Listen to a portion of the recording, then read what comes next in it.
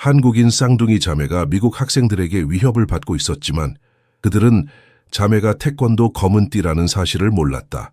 김한나와 김민지 쌍둥이 자매가 미국의 명문 학교에 입학했을 때 그곳이 특권과 부유함으로 가득한 세상이며 자신들이 유일한 외국인일 것이라는 사실은 알고 있었다. 하지만 그 웅장한 철문 너머에 진짜 지옥이 기다리고 있을 줄은 상상도 못했다. 라이언 멜러리와 그의 불량 친구들은 한나와 민지의 일상을 매일같이 모욕과 수치로 가득한 악몽으로 바꿔놓았다. 쌍둥이는 묵묵히 참았고 학교 측은 아무 일도 없는 척 눈을 돌렸다. 하지만 신체적인 폭력이 시작되자 더는 참을 수 없었다. 라이언과 그 무리들이 몰랐던 사실, 한나와 민지는 5살 때부터 아버지에게 태권도를 배운 실력자, 검은띠 소유자였다. 이야기의 끝에서 불량배들은 뼈아픈 교훈을 얻게 되었다. 계속 보기 전에 여러분이 어느 도시에서 시청 중이신지 댓글로 알려주세요. 매사추세츠 가을 하늘 아래 호손 예비학교의 철제 대문이 위압적으로 솟아있었다. 한나와 민지 김은 아버지 대현 김 교수의 차에서 내렸다. 그들의 똑같은 여행 가방이 완벽하게 나란히 놓여 있었고 특별히 이 순간을 위해 구입한 새 교복은 흠잡을 데 없었다. 남색 주름치마, 학교 문장이 새겨진 블레이저, 완벽하게 메어진 넥타이가 모두 규정에 맞게 정돈되어 있었다. 기억해라. 김 교수가 부드럽게 한국어로 말했다. 너희들은 이곳에 누구 못지않게 속해 있단다. 쌍둥이들은 동시에 고개를 끄덕였다. 17살인 그들은 새로운 도전 앞에서 침착한 표정을 유지하는 법을 배웠다. 부산에서의 엄격한 교육 덕분에 완벽하게 구사하는 영어는 이제 낯선 영토에서 그들의 방패가 될 것이다. 대문을 통과하자마자 시선들이 그들을 향했다.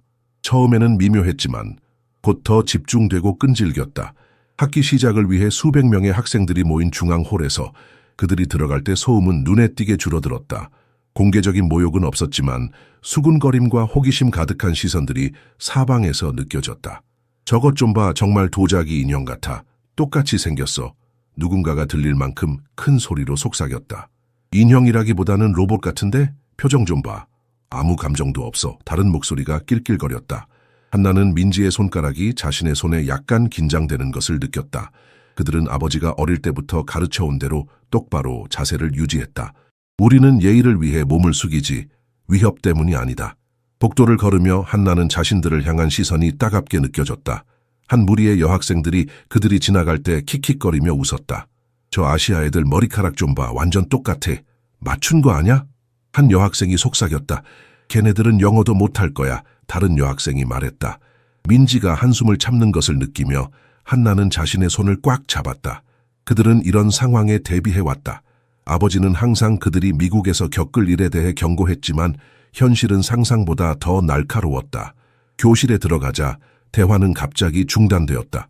교사가 그들의 이름을 부를 때 고의적으로 발음을 틀렸다.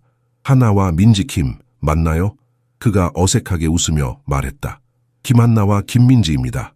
한나가 정중하게 정정했다. 성이 먼저 오는 것이 한국식입니다. 몇몇 학생들이 눈을 굴리며 웃음을 참았다. 지금부터 도자기 쌍둥이라고 부르자. 누군가가 뒤에서 속삭였다. 자리에 앉으며 한나는 창밖의 단풍나무를 바라보았다. 부산의 가을 하늘이 그리웠다. 할머니의 말씀이 떠올랐다. 대나무는 바람이 불수록 더 강해진단다. 그녀는 깊게 숨을 들이마시고 교과서를 펼쳤다. 첫날부터 그들은 최고가 될 것이다.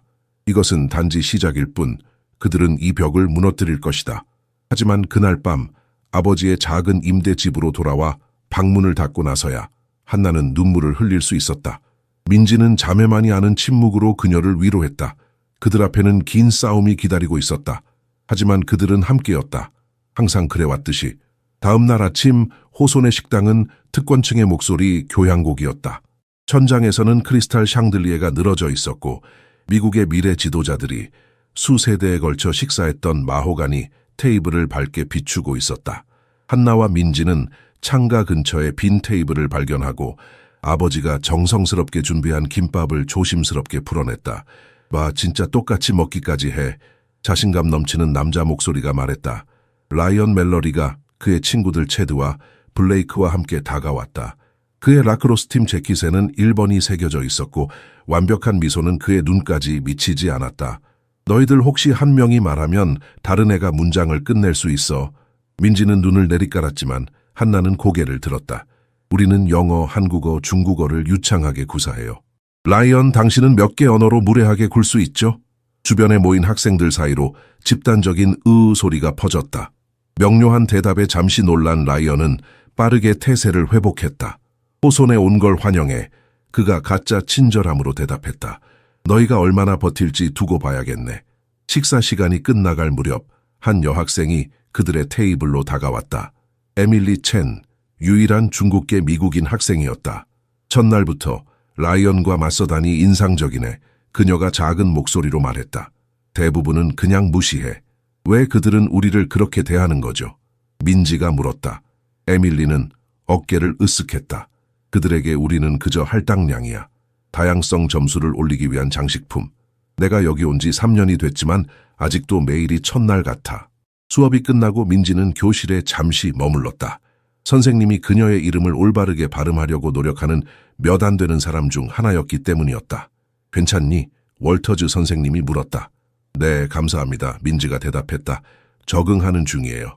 여기서 가르친 지 25년이 되었어요. 선생님이 말했다. 하지만 아직도 이곳의 배타성에 놀랄 때가 있어요. 이곳은 어려운 환경이죠. 그날 저녁 아버지가 임대한 작은 집으로 돌아와 설거지를 하면서 민지는 마침내 둘 다 생각하고 있던 것에 대해 말했다. 항상 이럴까요? 우리와 그들 사이의 유리벽처럼? 논문을 교정하던 김 교수가 고개를 들었다. 유리는 투명하단다. 시간이 지나면 그들은 그걸 통해 볼 수 있을 거야. 아니면 너희가 그걸 깨뜨릴 거고. 한나는 찬물에 손을 담근 채 창밖을 바라보았다. 어둠 속에서 이웃집 불빛이 따뜻하게 반짝였다. 그녀는 부산의 밤을 그리워했다. 바다 향기, 할머니의 아파트, 태권도 도장에서의 익숙한 일상. 아버지, 왜 우리를 여기로 데려오셨어요? 그녀가 갑자기 물었다. 김 교수는 안경을 벗고 깊은 한숨을 내쉬었다. 가끔은 가장 어려운 땅에서 가장 강한 꽃이 피어난단다. 너희들은 단지 학문적으로 뛰어난 것만이 아니라 이런 환경에서도 자신의 정체성을 지킬 수 있을 만큼 강해졌어. 내가 너희를 믿기 때문이야. 그날 밤 침대에 누워 한나는 민지에게 속삭였다. 내일은 우리가 누구인지 보여줄 거야. 학업에서 최고가 되는 것부터 시작하자. 민지는 미소를 지었다. 그들이 우리를 도자기 인형이라고 부를 때 그 인형들이 얼마나 강한지 보여주자. 창문 너머로 별이 빛났다. 같은 별이 부산에서도 보였을 것이다. 그 생각이 그들에게 약간의 위안을 주었다. 내일은 새로운 싸움이 기다리고 있었다. 새벽부터 공부한 결과가 드디어 나타났다. 호손에 중앙복되는 학생들의 성적 평균이 실시간으로 업데이트되는 대형 디지털 스크린이 있었다. 학교는 이를 우수함을 향한 동기부여라고 자랑스럽게 부르고 있었다. 수업이 시작된 지 2주가 지난 후 항상 최상위를 차지했던 라이언 멜러리의 이름이 3위로 밀려났다. 그 위로 1위와 2위에는 김한나와 김민지의 이름이 빛나고 있었다. 복대는 빠르게 소문이 퍼졌다. 한국인 쌍둥이들이 화학과 미적분학 첫 시험에서 기록을 깼고 조교들조차 풀지 못한 문제를 해결했다는 것이었다. 쟤네들은 분명히 답을 암기했을 거야. 라크로스 연습 중 블레이크가 주장했다. 라이언은 스크린을 점점 더 강렬하게 쳐다보았다. 호손에서 3대째 내려오는 유산으로 그의 정체성은 1등과 깊이 얽혀 있었다. 그의 아버지, 역시 모범적인 졸업생이었던 그렉 멜러리는 그 이하를 기대하지 않았다. 내 자리를 빼앗긴 거 안 화나? 라이언의 친구 체드가 물었다. 라이언은 턱을 굳게 다물었다. 일시적인 현상일 뿐이야. 시즌이 본격적으로 시작되면 내가 바빠질 테니까. 지금은 쟤네들이 좀 앞서 있을 수 있어. 하지만 그의 어조는 확신이 부족했다. 그날 저녁 집에 돌아와 아버지는 성적표를 요구했다. 3위라고? 그렉 멜러리가 쏘아붙였다. 멜러리 가문은 3위를 받아들이지 않아. 누가 널 제쳤지? 새로운 한국인 애들이요. 라이언이 중얼거렸다. 그의 아버지는 알코올잔을 내려놓았다. 그게 무슨 변명이 된다고 생각하니? 내가 내 나이 때는 학교 기록을 세웠어. 멜러리에서 외국인 장학생에게 밀리는 건 용납할 수 없어. 세계사 수업에서 매튜스 교수는 조선 왕조에 대해 논의하며 이름을 잘못 발음했다. 한나는 정중하게 손을 들었다. 죄송합니다만 선생님, 조선은 조선이라고 발음하는 게 맞습니다. 조세온이 아니라요. 이어진 침묵은 거의 만질 수 있을 정도로 무거웠다. 교수는 불편하게 안경을 조정했다. 정정해줘서 고맙군. 그가 차갑게 대답했다. 수업 후 복도에서 라이언이 쌍둥이들의 길을 막아섰다. 너희들 문제가 뭔지 알아. 여기서 어떻게 굴어야 하는지 모른다는 거야. 아무도 모든 것을 다 아는 척하는 사람을 좋아하지 않아. 특히 외국인 똑똑이들은. 한나와 민지는 그가 포기하고 떠날 때까지 조심스럽게 중립적인 표정을 유지하며 침묵을 지켰다. 저녁이 되어 민지는 창가에 앉아 조용히 일기를 썼다. 한나는 그녀의 어깨 너머로 보며 미소 지었다. 오늘은 이상한 날이었어. 민지가 한국어로 말했다. 1등이 되는 것은 좋지만 그로 인해 더 두드러지게 됐어. 더 많은 적을 만들었고. 한나는 고개를 끄덕였다. 미국에 오기 전에는 우리의 성적이 자랑스러운 것이었는데 여기서는 위협이 되었어. 아버지가 옳았어. 민지가 일기장을 닫으며 속삭였다. 우리는 단지 공부를 잘하는 것만으로는 여기서 받아들여지지 않을 거야. 그들은 우리가 자신들의 세계에 맞추길 원해. 하지만 우리는 그럴 수 없어. 한나는 창밖을 바라보았다. 멀리 보이는 호선의 돔 지붕이 달빛에 반짝였다. 그러면 그들이 우리의 세계에 맞춰야 할 거야. 그녀가 결심에 찬 목소리로 말했다. 우리는 물러서지 않을 거야, 절대로. 임대한 집의 차고는 즉석 훈련실로 변모해 있었다. 얇은 매트가 콘크리트 바닥을 덮고 큰 거울이 한쪽 벽을 차지했다. 쌍둥이들은 완벽한 동시성으로 움직였고 5살 때부터 연습해온 태권도 동작을 유연하게 수행했다. 김 교수는 가끔 자세를 조정하거나 각도를 고치며 지켜보았다. 그의 몸은 이론 물리학에 헌신한 세월에도 불구하고 수십 년간의 엄격한 훈련에서 얻은 근육 기억을 간직하고 있었다. 기억해라. 그가 방어 동작을 시범 보이며 말했다. 진정한 힘은 공격에 있지 않고 제어에 있단다. 한나는 몸을 낮추고 발차기를 정확하게 수행하며 숨을 깊게 들이마셨다. 이 익숙한 움직임 속에서 부산의 기억들이 물밀듯이 밀려왔다. 매일 학교 전에 훈련했던 도장, 두 자매가 각자의 부문에서 금메달을 획득한 전국 주니어 대회, 모든 동작이 지배가 아닌 존중의 표현이라고 가르쳤던 사범님. 아버지, 민지가 물었다. 그녀의 이마에 맺힌 땀방울이 조명 아래서 반짝였다. 미국에 와서 후회하신 적 있으세요? 김 교수는 잠시 동작을 멈추고 깊이 생각했다. 가끔 그가 솔직하게 인정했다. 하지만 후회는 앞으로 나아가는 데 도움이 되지 않는단다.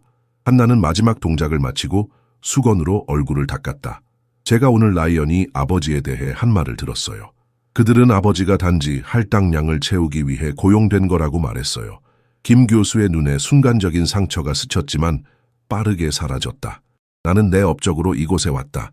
미국 항공우주국 프로젝트는 드문 기회였지. 그가 부드럽게 말했다. 아니요. 한나가 조심스럽게 말을 이었다.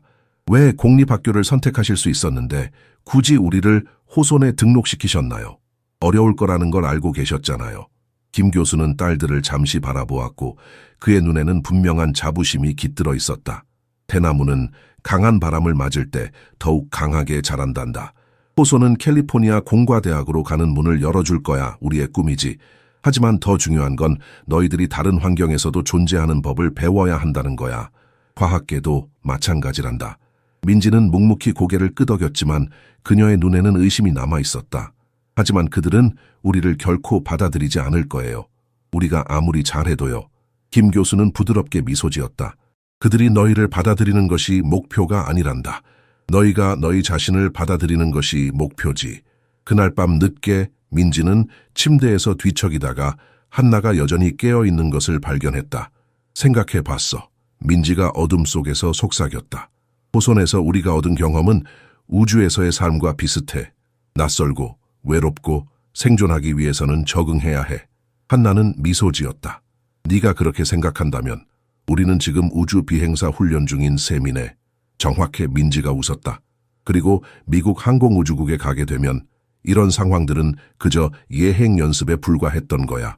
한나는 천장을 올려다보며 깊은 숨을 내쉬었다. 언젠가 그들은 이 모든 것을 뒤로하고 별들 사이에 있을 것이다. 그 생각이 그녀에게 평화를 가져다 주었다. 내일 그들은 다시 싸울 것이다. 하지만 오늘 밤만큼은 그들의 꿈이 현실보다 더 가깝게 느껴졌다. 태양이 차가운 가을 아침을 밝혔을 때 쌍둥이들은 체육 수업을 위해 타르실로 향했다. 활동 자체보다는 사회적 역학이 특히 도전적이었다. 탈의실에 들어서자 대화가 갑자기 멈추었다. 눈길과 속삭임이 그들을 끊임없이 따라다녔다. 민지는 교복을 체육복으로 갈아입으며 무거운 침묵을 느꼈다. 한 여학생이 그녀의 방향으로 고개를 끄덕였지만 다른 이들이 눈을 흘기자 재빨리 시선을 돌렸다. 오늘은 배구, 체육교사가 발표했다. 두 팀으로 나눠 경기해보자. 팀 선발이 시작되었고 쌍둥이들은 예상대로 마지막에 선택되었다. 한나는 라이언의 팀에, 민지는 상대 팀에 배정되었다. 경기가 시작되고 얼마 지나지 않아 라이언은 의도적으로 민지 방향으로 과도한 힘을 실어 공을 쳤다. 그녀는 빠른 반사신경으로 공을 피했고 그것은 모두를 놀라게 했다. 미안, 라이언이 조롱하듯 말했다. 너희들이 모든 스포츠에 능숙할 줄 알았어. 민지는 입술을 깨물었다. 그녀의 능력을 보여주고 싶었지만 눈에 띄는 것이 더 많은 적대감을 불러일으킨다는 것을 알고 있었다. 그녀는 그저 게임을 계속했다. 그러나 다음 랠리에서 공이 다시 그녀에게 날아왔을 때 그녀는 본능적으로 반응했다. 완벽한 자세로 뛰어올라 공을 받아쳤고 라이언의 머리 바로 위로 날아간 공은 코트 뒤쪽에 정확하게 떨어졌다. 체육관이 조용해졌다. 그런 다음 몇몇 학생들이 놀라움에 휘파람을 불었다. 와, 교사가 감탄했다. 어디서 그런 기술을 배웠니? 민지는 부끄러워하며 어깨를 으쓱했다.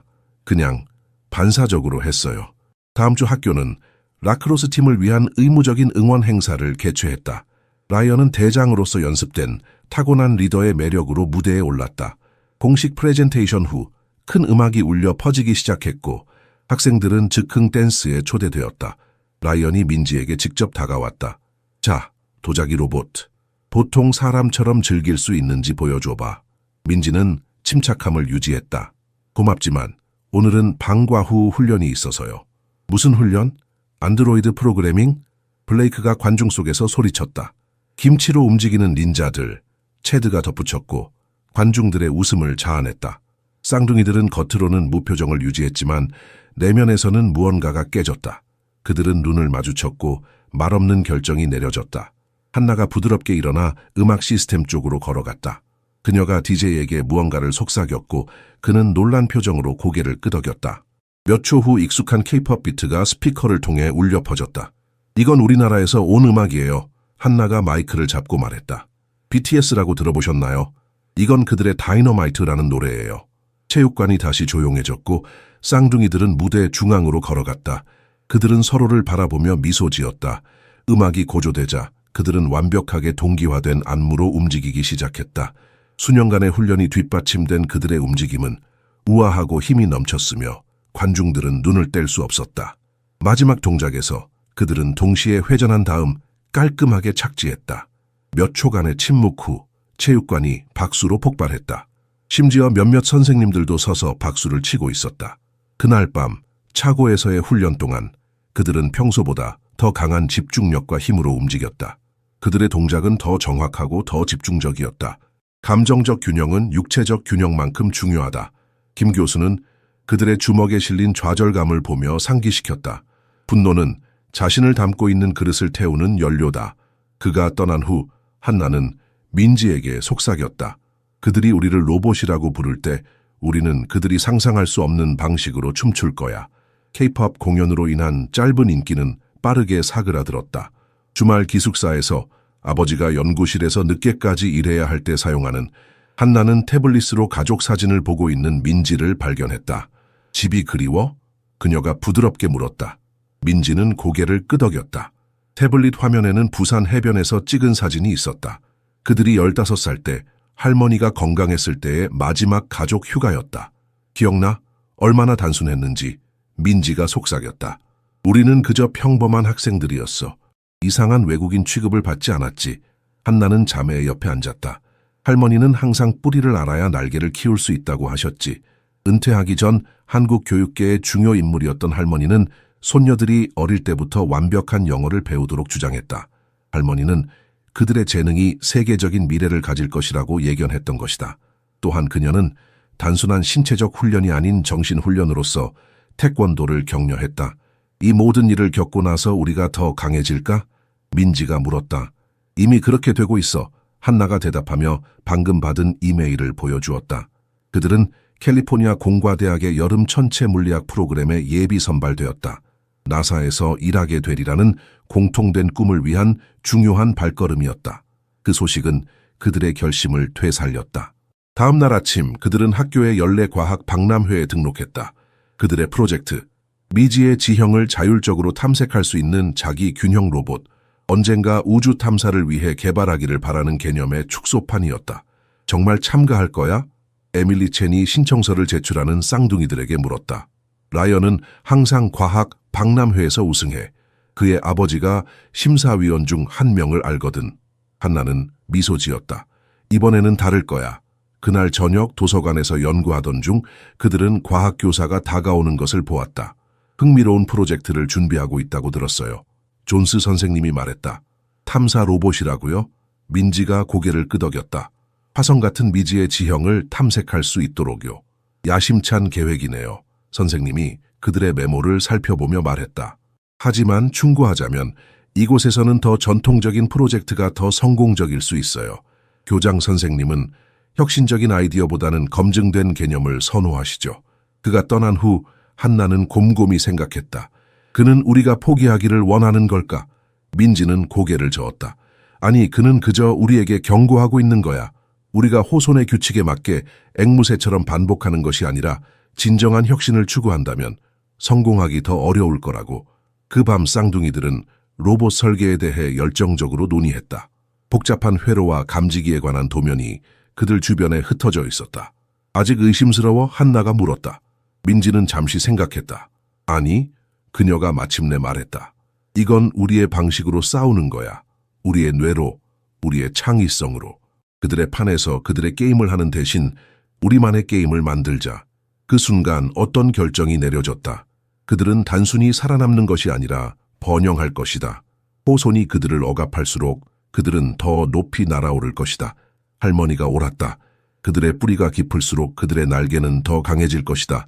호손의 도서관은 희귀 서적과 최첨단 컴퓨터 터미널이 갖춰진 3층짜리 건물로 쌍둥이들의 피난처가 되었다. 그들은 과학 박람회 프로젝트를 위해 밤늦게까지 남아 지칠 줄 모르고 작업했다. 열정과 확고한 의지가 그들의 원동력이었다. 어느 날 밤 안정화 계산을 마무리하는 동안 라이언과 그의 친구들이 들어왔다. 표면적으로는 공부하러 온 것처럼 보였지만 그들의 시선에는 다른 의도가 분명했다. 이봐, K봇들, 라이언이 불렀다. 이미 학교 전체에 퍼진 별명이었다. 너희들한테는 로봇 만들기가 쉬울 거야. 너희도 반은 로봇이니까. 한나는 도발을 무시하고 계속 작업했다. 하지만 민지는 고개를 들었다. 우리 프로젝트는 미래 우주 임무에 도움이 될 수 있어요. 그녀가 차분히 설명했다. 프로젝트 배후의 과학에 관심이 있다면 기꺼이 설명해 드릴게요. 진심 어린 제안이 라이언을 순간적으로 흔들었다. 난 네 설명 같은 건. 멜러리 군, 사서가 끼어들었다. 도서관은 15분 후에 닫습니다. 다음 날 한나는 프로토타입의 최종 조정을 하고 있었다. 작은 로봇은 이제 간단한 장애물을 극복하고 교란 후 스스로 균형을 잡을 수 있었다. 정말 대단해. 민지가 감탄했다. 실제 탐사 로봇처럼 움직여. 그때 라이언이 그들의 테이블에 기대며 나타났다. 인상적인데, 그가 말했지만 그의 말투는 진심이 아니었다. 불공정한 이점이 있네, 그렇지? 아마 네 아버지가 다 만들어줬겠지? 한나는 턱을 굳게 했다. 모든 설계와 프로그래밍은 우리가 직접 했어요. 물론이지, 라이언이 비웃었다. 내가 판사였다면 외국인에게 유리한 편향을 의심할 거야. 하지만 걱정 마, 심사위원들은 더 공정할 거야. 과학 박람회 당일 체육관은 혁신의 전당으로 변모했다.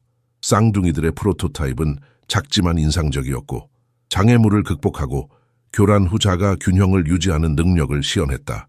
심사위원들의 프레젠테이션 중 라이언이 우연히 스탠드를 건드려 로봇을 떨어뜨렸다. 정교한 서보팔이 충격으로 부러졌고 프로그래밍의 일부가 손상되었다. 미안, 그가 거짓된 후회를 표하며 말했다. 이 한국 로봇들은 보기만큼이나 약하네. 한나는 관중이 웃는 동안 조각들을 모으기 위해 무릎을 꿇었고 얼굴이 부끄러움으로 붉어졌다. 민지는 조용히 그녀를 도왔고 그녀의 손가락은 약간 떨리고 있었다. 쌍둥이들의 눈이 마주쳤을 때 분노가 아닌 결의를 보았다. 분노는 불에 기름을 끼얹는 것과 같고 그들은 더 현명했다. 그날 밤 그들은 학교 과학실험실에서 밤을 새워 프로토타입을 완전히 재건했다. 아버지가 도움을 제안했지만 그들은 거절했다. 우리가 이겨야 해요. 한나가 말했다. 우리 힘으로요. 심사위원들이 다음날 돌아왔을 때 로봇은 완벽하게 작동했다. 심지어 라이언의 아버지가 심사위원 중 한 명이었음에도 불구하고 쌍둥이들은 1등상을 수상했다. 그들과 프로젝트 사진은 지역 신문에 실릴 예정이었다. 시상식 후 그렉 멜러리가 쌍둥이들에게 다가왔다. 인상적인 회복이었어요. 그가 냉담하게 말했다. 하지만 내 아들이 말했듯이 집에서 도움을 받은 건 아닌지 궁금하네요. 민지는 공손하게 미소 지었다. 저희가 공정하게 이겼다는 것을 보여드릴 기회를 주셔서 감사합니다, 멜러리 씨. 저희는 진정한 혁신이 항상 인정받을 것이라고 믿고 있어요. 그녀의 예상치 못한 우아함에 그렉은 한 발 물러섰다. 멀리서 라이언은 분노로 얼굴이 붉어지며 지켜보고 있었다. 이것은 더 이상 단순한 괴롭힘이 아니었다. 이제 그것은 전쟁이었다. 과학 박람회에서의 승리는 보이지 않는 선을 넘은 것 같았다. 월요일 아침 쌍둥이들은 평소처럼 일찍 도착했지만 그들의 사물함이 훼손된 것을 발견했다. 형광런 페인트로 쓰여진 글귀, 영혼 없는 K봇들, 꺼져라 거친 달갑지 않은 캐리커처가 금속을 뒤덮고 있었고 가늘게 찢어진 눈과 이진 코드가 적힌 말풍선으로 그려져 있었다. 학생들이 주변에 모여들었고 몇몇은 전화로 촬영하고 있었지만 아무도 도움을 제공하지 않았다. 보기 좋네. 라이언이 지나가며 조롱했다. 마침내 너희를 위한 예술작품이 생겼구나. 한나는 가슴이 조여오는 것을 느꼈다. 이제까지의 모든 경험 중에서 이것은 가장 공개적인 모욕이었다. 웃음과 속삭임이 복도를 채우는 동안 그녀는 민지가 전유라는 것을 느꼈다. 훈육 담당 교감이 마침내 나타났지만 학생들의 복지보다는 부정적인 언론 보도 가능성에 더 관심이 있었다. 보험을 위해 사진을 찍으세요. 그가 관리인에게 지시하며 쌍둥이들을 상담실로 안내했다. 종이 타월로 사물함을 닦으면서 민지는 속삭였다. 이제 그만. 한나는 완벽하게 이해하며 대답했다. 때가 오면 우리는 완전히 끝낼 거야. 상담실에서 상담사는 동정의 표정으로 그들을 맞이했다. 이런 일을 겪어서 정말 유감이에요. 그녀가 말했다. 호소는 다양성과 포용성을 중시하는 학교입니다. 한나는 쓴웃음을 참았다. 그렇다면 왜 아무도 우리를 도와주지 않나요? 왜 우리가 매일 겪는 괴롭힘에 대해 아무 일도 일어나지 않나요? 상담사는 불편하게 움직였다. 이건 조정의 문제예요. 새로운 문화에 적응하는 데는 시간이 걸리죠. 이건 문화적 조정이 아니에요. 민지가 조용히 말했다. 이건 괴롭힘이에요. 그날 오후 그들은 교장에게 상세한 이메일을 보냈다. 몇 달 동안 묵묵히 견뎌온 괴롭힘과 미묘한 공격에 대한 문서를 첨부했다. 사진과 증언도 첨부했다. 대답은 짧고 관료적이었다. 이 문제를 조사 중입니다. 저녁 식사 중 김 교수는 이메일을 조용히 읽었다. 이렇게 하는 게 확실해? 네. 그들이 동시에 대답했다. 그는 엄숙하게 고개를 끄덕였다. 그렇다면 모든 결과에 준비해야 한다. 불의에 맞서기로 결정할 때 그것은 거의 단순하거나 깨끗하지 않단다. 다음 날 교내 평의회가 소집되었다. 놀랍게도 엘렌 멜러리가 거기 있었다. 라이언의 어머니이자 이사회에 영향력 있는 회원이었다. 우리는 이 주장들을 매우 심각하게 받아들이고 있습니다. 교장이 선언했다. 하지만 구체적인 증거가 부족합니다. 한나는 그들이 제출한 사진들을 가리켰다. 이것보다 더 구체적인 게 뭐가 있나요? 엘렌 멜러리가 개입했다. 10대들의 장난을 범죄화하는 것은 위험합니다. 아마도 문화적 차이가 이 상황을 악화시킨 것 같네요. 한나와 민지는 창백해졌다. 그들은 시스템이 그들을 보호하지 않을 것이라는 것을 깨달았다. 그들은 서로를 바라보며 결정을 내렸다. 집으로 돌아가는 길에 민지는 조용히 물었다. 이제 어떻게 해야 할까? 한나는 깊은 숨을 들이쉬었다. 우리는 우리의 방식으로 대응할 거야. 더 이상 누군가가 우리를 보호해 주길 기다리지 않을 거야. 그럼 홀로 서야 한다는 거네. 민지가 중얼거렸다. 한나는 결연한 눈빛으로 고개를 끄덕였다. 홀로 서는 것과 함께 서는 것은 다른 일이야. 우리는 항상 서로가 있잖아. 그날 밤 그들은 아버지가 그들에게 가르친 태권도 기술을 복습했다. 이번에는 단순한 훈련이 아니었다. 이제 그것은 준비였다. 3일이 지났다. 학교 행정부는 신고를 아무런 조치 없이 서류철에 넣어둔 것 같았다. 라이언과 그의 친구들은 명백한 면책에 고무되어 도발에 더욱 대담해졌다. 점심시간 쌍둥이들은 정원을 지배하는 큰 단풍나무 아래 앉아 김밥을 나누고 물리학 노트를 검토했다. 그들은 가능한 한 식당을 피하기로 암묵적으로 합의했다. 민지는 멀리서 다가오는 라이언과 그의 무리를 발견했다. 저들이 오고 있어. 한나는 깊게 숨을 들이쉬며 수년간 연습해온 대로 자신을 중심에 세웠다. 정신적으로 그녀는 아버지가 전날 밤 강조한 기본 동작들을 복습했다. 만일 일이 벌어진다면 기억해라. 비례성이다. 공격하지 말고 방어하라. 굴욕을 주지 말고 자신을 보호하라. 라이언은 체드와 블레이크를 옆에 두고 그들 앞에 섰다. 그의 얼굴에는 결연한 표정이 있었고 선을 넘으려는 아드레날린으로 약간 흐려진 눈빛이었다. 너희 둘 여기서 뭐하니? 라이언이 물었다. 외계인들을 위한 장소는 따로 있는데 개인적으로 대화할 수 있을까? 한나가 마지막 평화적 접근을 시도하며 물었다. 대화할 게 없어. 라이언이 대답했다. 너희는 여기서 자신의 위치를 이해하지 못해. 절대 이해하지 못할 거야. 블레이크가 발로 그들의 도시락 상자를 걷어찼다. 김밥이 잔디 위로 흩어졌다. 이거 뭐야? 벌레처럼 생겼네. 민지는 몸을 떨었지만 한나는 그녀의 손을 꼭 잡았다. 그들은 의미심장한 눈빛을 교환했다. 수년간의 침묵적 소통이 완벽한 이해의 순간으로 결정화되었다. 그들은 방법론적으로 물건을 모으고 떠날 준비를 했다. 도망가? 체드가 웃었다. 너희 둘은 항상 도망만 쳐. 방역할 용기는 없나 보지? 민지는 천천히 일어섰다. 우리는 싸우기 위해 여기 온 게 아니에요. 아니 너희는 우리의 학교를 빼앗기 위해 여기 왔지. 라이언이 더 가까이 다가오며 말했다. 우리의 자리를, 우리의 상을, 우리의 자부심을. 그런 게 아니에요. 한나가 조용히 말했다. 우리는 그저 배우러 왔을 뿐이에요. 라이언은 짜증을 냈다. 내일 다들 준비해. 너희에게 진짜 환영 파티를 열어줄 거야. 그가 떠난 후 한나는 몸을 떨고 있었다. 분노 때문이 아니라 그들이 결국 피할 수 없게 된 상황 때문이었다. 그날 저녁 김 교수는 딸들이 조용한 강렬함으로 훈련하는 것을 지켜보았다. 그는 민지의 눈에 맺힌 눈물이나 한나의 약간 붉어진 손가락 마디를 보았을 때 개입하지 않았다. 어떤 교훈은 가르쳐지는 것이 아니라 경험되어야 했다. 취침 시간이 되었을 때 민지는 창가에 앉아 있었다. 내일 정말 그들과 맞서야 할까? 한나는 자매 옆에 앉았다.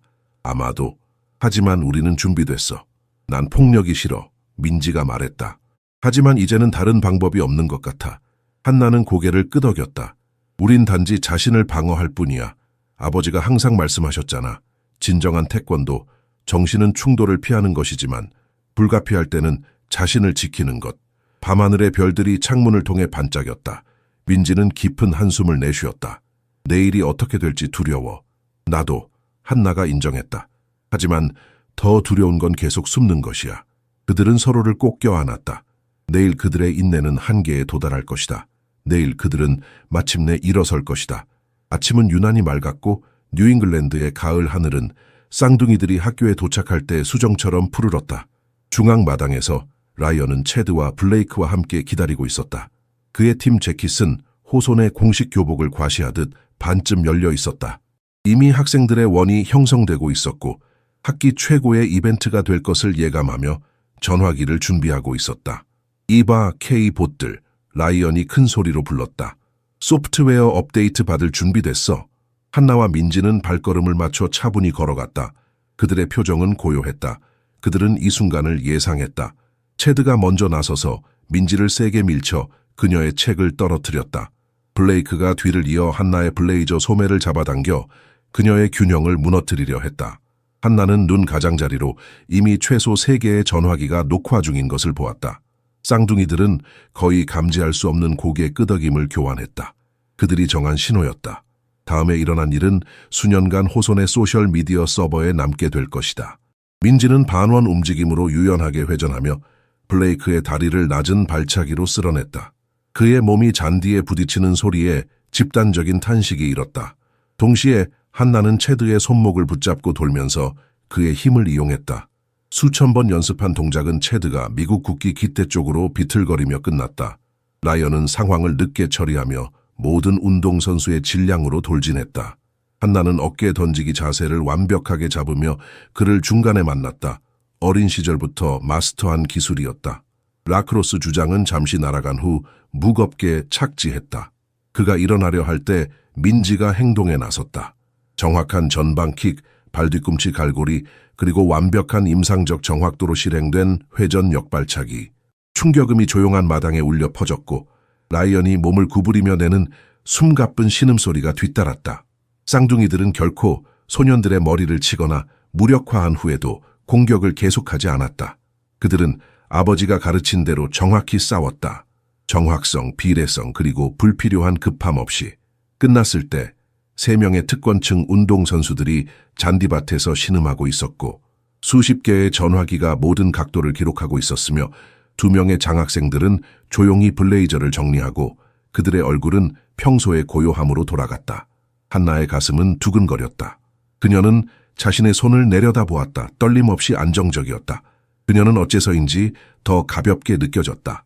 3달 동안의 억압된 분노, 좌절, 그리고 공포가 마침내 녹아내리는 것 같았다. 민지는 그녀 옆에 서서 그녀의 생각을 읽는 듯 속삭였다. 후회해? 한나는 고개를 저었다. 그들에게 몰려온 것이 아니야. 그들이 우리에게 몰려왔어. 그때 휘트먼 교장이 다른 교사들과 함께 달려왔다. 그의 얼굴은 분노로 붉어졌다. 무슨 일이 일어난 거지? 라이언은 바닥에서 신음하며 말했다. 그들이 우리를 공격했어요. 아무 이유 없이. 한나는 눈을 굴렸다. 모든 것이 녹화되어 있어요, 교장 선생님. 우리는 단지 자신을 방어했을 뿐이에요. 휘트먼 교장은 상황을 빠르게 평가했다. 그것은 맥락보다는 외관을 통해서였다. 바닥에 3명의 미국 학생, 서 있는 2명의 외국 학생. 너희 둘 내 사무실로, 당장. 그는 수십 개의 비디오가 이미 문서화한 전체 맥락을 무시하며 명령했다. 마당을 가로지르며 민지는 수백 개의 눈이 그들을 따라오는 것을 느꼈다. 그러나 이번에는 다른 감정이 있었다. 경외감, 충격, 그리고 어쩌면 존경? 한나는 하늘을 바라보았다. 푸른색은 어쩐지 더 선명해 보였다. 지난 몇 달 동안 처음으로 그녀는 진정으로 숨을 쉴 수 있었다. 호손의 행정부는 대립을 막기에는 너무 늦게 도착했지만 그 결말을 목격하기에는 때맞춰 도착했다. 정치인이었던 휘트먼 교장은 상황을 즉시 외관으로 평가했다. 바닥에 3명의 미국 학생들, 서 있는 2명의 외국 학생들, 화려하게 장식된 사무실에서 이전 교장들의 초상화가 엄격하게 지켜보는 가운데 판결은 신속했다. 쌍둥이들에게 즉각적인 이주 정학, 전면적인 조사가 진행되는 동안 이건 부당해요. 한나가 차분히 항의했다. 우리가 단지 자신을 방어했다는 것을 보여주는 비디오가 있어요. 호소는 어떤 형태의 폭력도 용납하지 않습니다. 교장이 엄격하게 대답했다. 당신들은 물러설 수도 있었고 선생님을 부를 수도 있었어요. 결정은 내려졌다. 쌍둥이들은 교내에서 호위되어 나갔고 라이언의 이야기, 원한을 품은 외국 학생들에 의한 도발되지 않은 공격은 이미 퍼져나가고 있었다. 라이언의 어머니이자 이사회의 영향력 있는 구성원인 엘렌 멜러리에 의해 증폭되었다. 작은 임대 집에서 김 교수는 소식을 겉보기에 침착하게 받아들였다. 그는 이미 비디오를 보았다. 호손에 다니는 자녀를 둔 물리학과의 동정적인 동료들에 의해 전달된 것이었다. 너희들은 훈련받은 대로 행동했다. 그가 단순히 말했다. 비례적, 정확하게, 품위 있게. 그날 오후 초인종이 울렸다. 엘렌과 그렉 멜러리가 문 앞에 서 있었다. 그들의 고급 차량이 작은 집 앞에 과시적으로 주차되어 있었다. 김 교수는 그들이 다시 누르기도 전에 문을 열었다. 당신의 딸들이 내 아들을 공격했어. 그렉 멜러리가 손가락으로 비난하며 시작했다. 우리는 정학보다 더 많은 것을 요구해. 그들은 위험해. 김 교수는 차분히 서 있었다. 그들의 분노가 그를 움직이는 것 같지 않았다. 당신들의 아들과 그의 친구들이 내 딸들에게 수개월 동안 괴롭힘을 가해왔어요. 그가 조용히 대답했다. 오늘 그들은 단지 자신을 방어했을 뿐입니다. 당신의 딸들은 무술을 사용했어. 엘렌이 비명을 질렀다. 그들은 무기야. 김 교수의 눈이 섬광을 비추었다. 태권도는 자기 수양의 길입니다. 그것은 마지막 수단으로만 사용됩니다. 인접한 방에서 한나와 민지는 모든 것을 듣고 있었다. 그들은 서로의 손을 꼭 잡았다.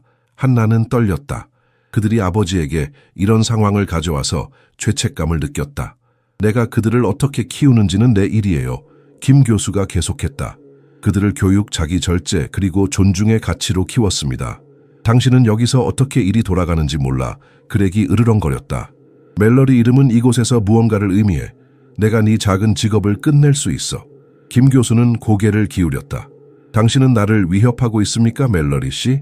젠장, 그래. 그렉이 소리쳤다. 내 아들은 대학 스카우트들 앞에서 부상을 입었어. 라크로스 장학금이 위험할 수도 있어.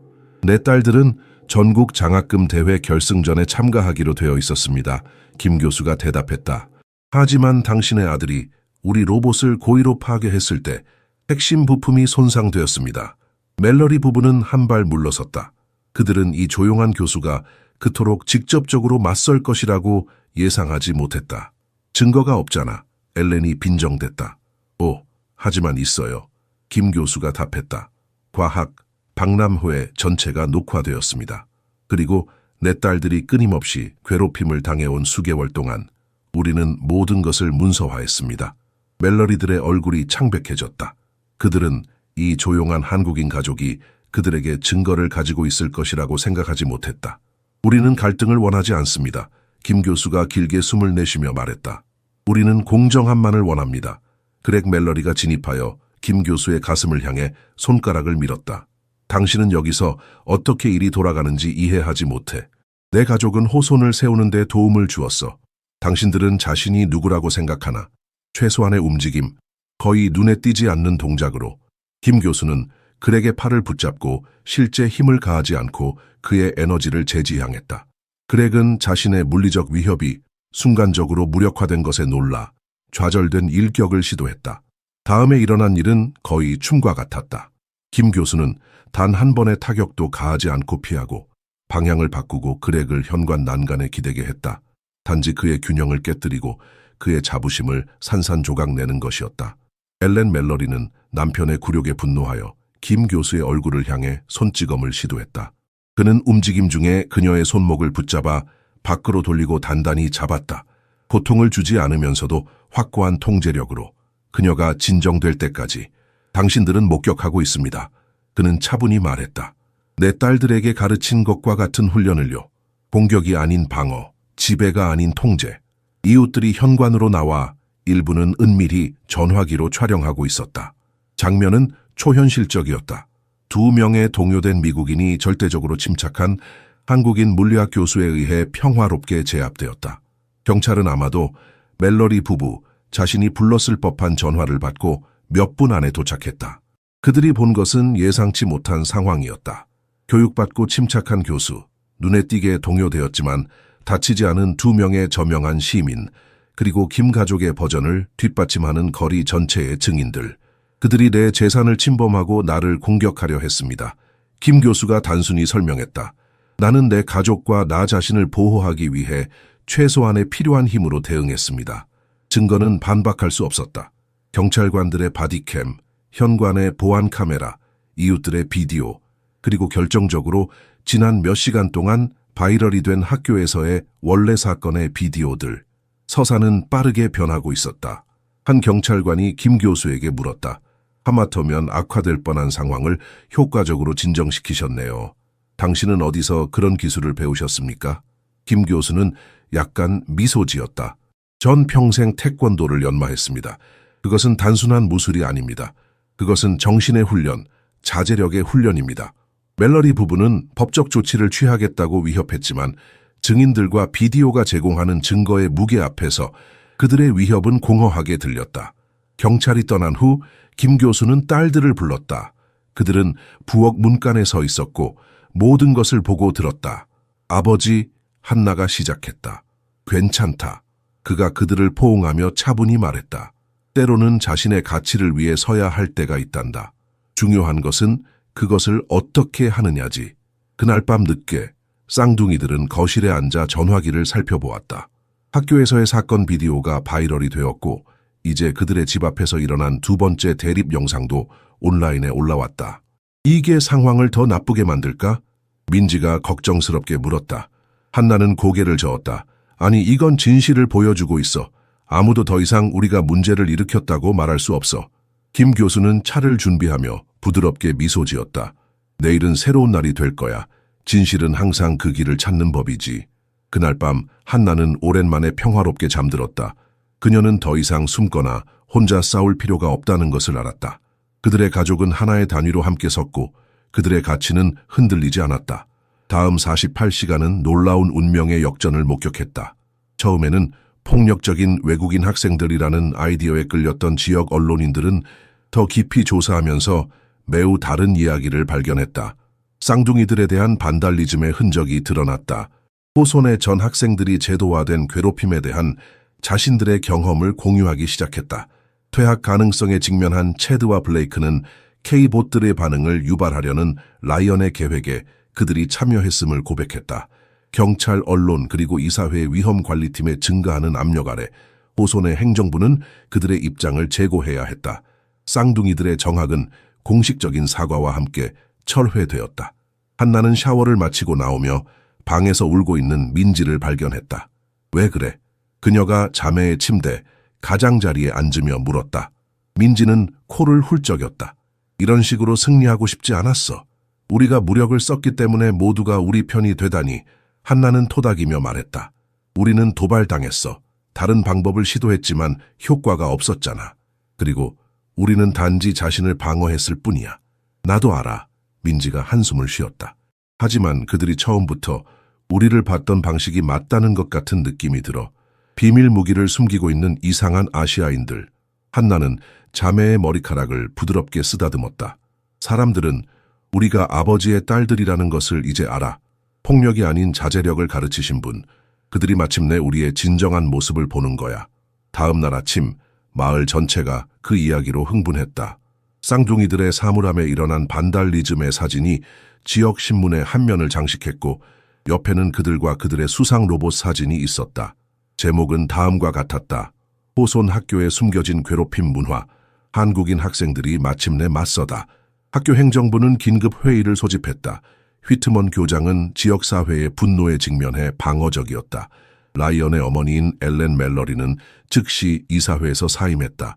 방과 후 김 교수는 학교에 소환되었다. 이번에는 대립이 아닌 토론을 위해서였다. 우리는 이 상황을 매우 심각하게 받아들이고 있습니다. 교장이 그에게 말했다. 우리는 이런 종류의 괴롭힘이 일어나고 있다는 것을 몰랐습니다.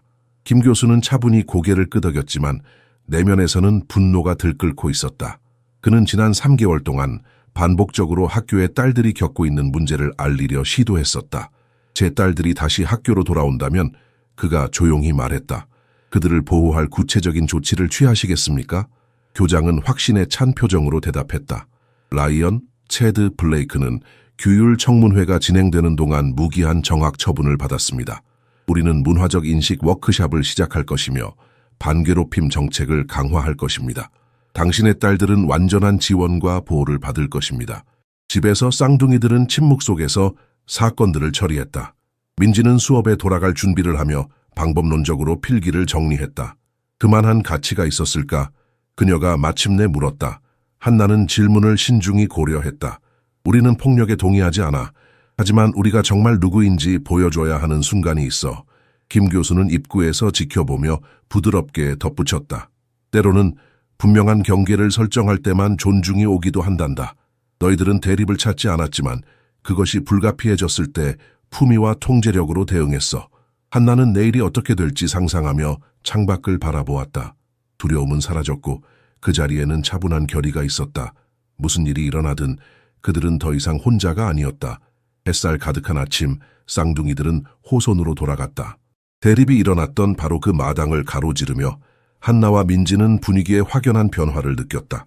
그들이 지나갈 때 대화가 줄어들었지만 이번에는 경멸이 아니라 조심스러운 존경의 새로운 형태 때문이었다. 바이올린 케이스를 들고 있던 한 1학년생이 그들과 마주쳤을 때 본능적으로 고개를 숙였다. 한나는 자연스럽게 인사를 돌려주고 계속 걸어갔다. 교사들은 이제 그들의 이름을 올바르게 발음하며 부르며 인사했다. 다들 우리를 무서워하는 것 같아 민지가 한나에게 속삭였다. 무서움이 아니라 존경이야. 한나가 고쳐 말했다. 차이가 있어. 휘트먼 교장은 공개적으로 새로운 반괴롭힘 프로토콜과 의무적인 문화 감수성 워크숍을 발표했다. 호손의 우수성은 더 이상 성적과 대학 입학만으로 측정되지 않을 것입니다. 우리가 기르는 인격으로도 평가될 것입니다. 그는 자신의 초기 저항을 편리하게 잊은 차에 선언했다.